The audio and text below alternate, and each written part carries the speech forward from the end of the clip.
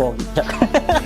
Bakit na di magmamadali ko na gagabi saan ko kay pumuti di na maghanap ng kung anong sagot sa mga tanong dahil ikaw ang katiyakan ko hindi na ako bibitaw iuwi ko lang dahil sa'yo kung anong kulay ang aking nagsisilbing tanglaw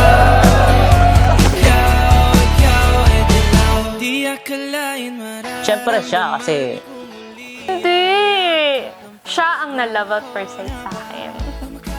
pag mag-out na kami sa trabaho, hinihintay niya ako saka nagre-retouch siya eh. Pa-out na siya, pauwi na siya pero nagre-retouch pa siya nun. Kaya tingin ko talagang siya eh. Siya yung una. Ah! Aya! Help me! It's not true! Wala, sige, kwento niya yan eh. Yung nandyan ka na di magmamadali ko na gagabi saan ko kay pumuti di na maghanap ng kung anong sagot sa mga tanong dahil ikaw ang katiyakan ko hindi na ako bibitaw iuwi ko lang dahil sa'yo kung anong kulay ang aking nagsisilbing tanglaw ikaw ay dilaw.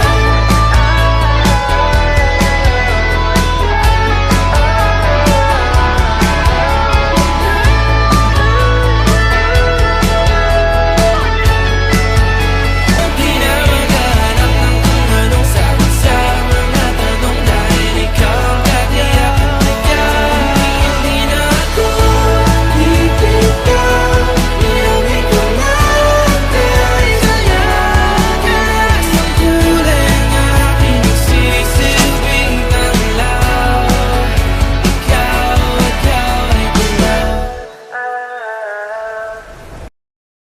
Marriage is a sacrament. So alam natin din na ang sakramento is an outward sign instituted by God that gives grace. So ipanalangin natin dahil sa sakramentong ito, tatanggapin nila ang grasya that will make them faithful to each other. The grace ay yung grasya na maging matapas sila sa isa't isa. And then, the grace that will also will enable them to be faithful to each other. So mga ninong at ninang, mga magulang, so hinihikayat ko kayo na pagdating sa mga pagkakataon na sila ay sinusubukan, our advice to them would always be for the unity of the family.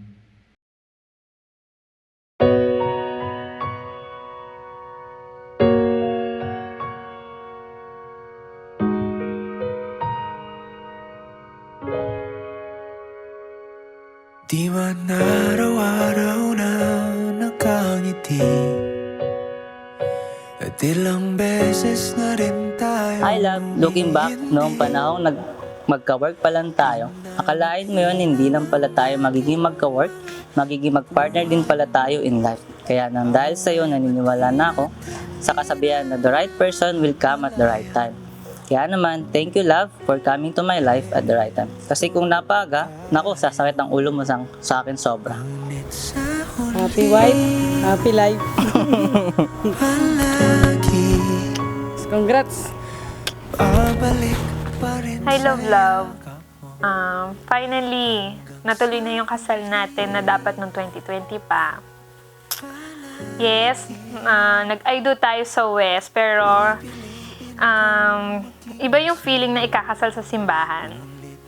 Hindi ko lubos akalain na mamahalin ako ng isang taong katulad mo. And kaya, ibabalik ko yung pagmamahal na dapat mo rin matanggap.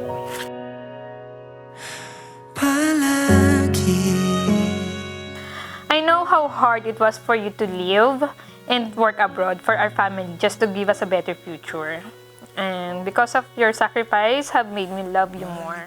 I love you and thank you. Ikaw ang paborito kong desisyonan. I promise that I will never stop holding your hands. I promise to stand beside you through ups and downs.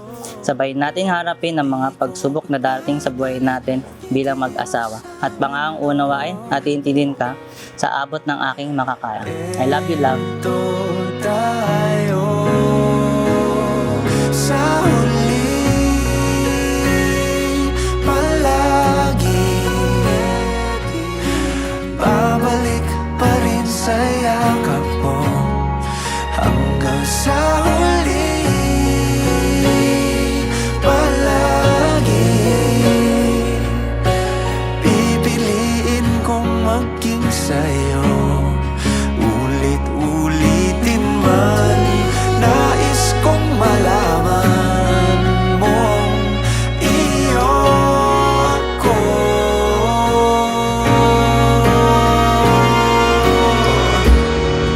Sa pagdating ng ating pilak at ginto, diamante may abutin, ikaw pa rin aking bituin at tatangi kong dalangin hanggang sa huling siglo.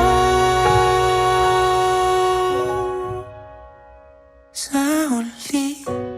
Jessica, bukal ba sa iyong loob ang iyong pagparito upang makaisang dibdib si Steiner na iyong pakamamahalin at paglilingkuran habang buhay? Opo, Father.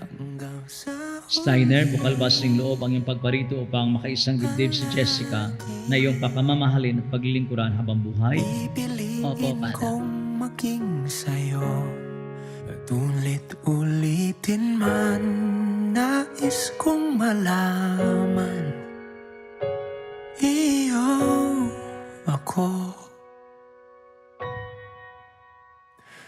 palagi. Ngayon po, bubuksan na po ni Steiner ang belo ni Jessica at hahalikan niya siya sa unang pagkakataon.